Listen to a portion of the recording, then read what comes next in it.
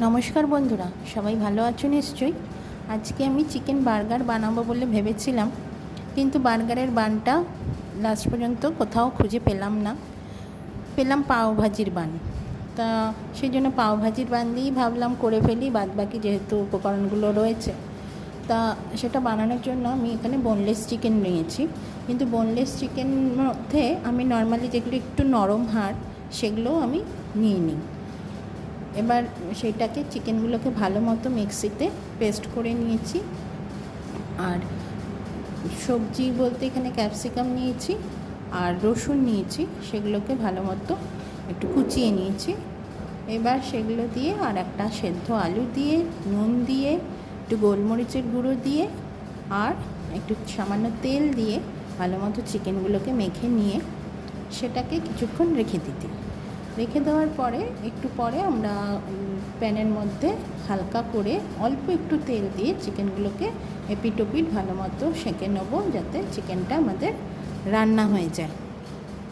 চিকেনটা ভালো মতো রান্না হয়ে যাবার পরে আমরা সেটাকে তুলে তারপরে আমরা ওই প্যানেই একটুখানি বাটার দিয়ে ক্যাপসিকামের বড় বড় লম্বা লম্বা কুচি করে রেখেছিলাম, সেই ক্যাপসিকামের লম্বা টুকরোগুলোকে আমরা ভালো মতো ভেজে নেবো। মানে ভালো মতো ভাজবো না, আমরা একটু সেঁকে নেবো।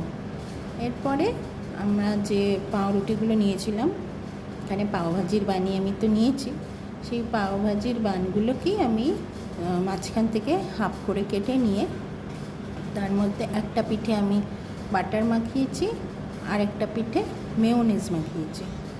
এরপরে সেই বাটার মাখানো আর মেয়োনিজ মাখানো পাউরুটিগুলোকে রেখে একটা পিঠের মধ্যে আমি এই চিকেনের প্যাটিটা দিয়ে আর ওপর থেকে এই ক্যাপসিকাম যে একটু সেঁকে রেখেছিলাম সেই ক্যাপসিকাম আর টমেটো কুচি দিয়ে আর একটা পিঠে ওই মেয়োনিজের ওপরে আমি চিজ টুকরো করে দিয়ে এরপরে এটাকে বন্ধ করে তারপর প্যানে আবার একটুখানি বাটার দিয়ে পাউরুটিগুলোকে আমরা ভালো মতো সেঁকে নেব। তাই এই রান্নাটা কিন্তু দেখতে হয়তো খুব ভালো হয়নি, কিন্তু খেতে অসাধারণ হয়েছিল।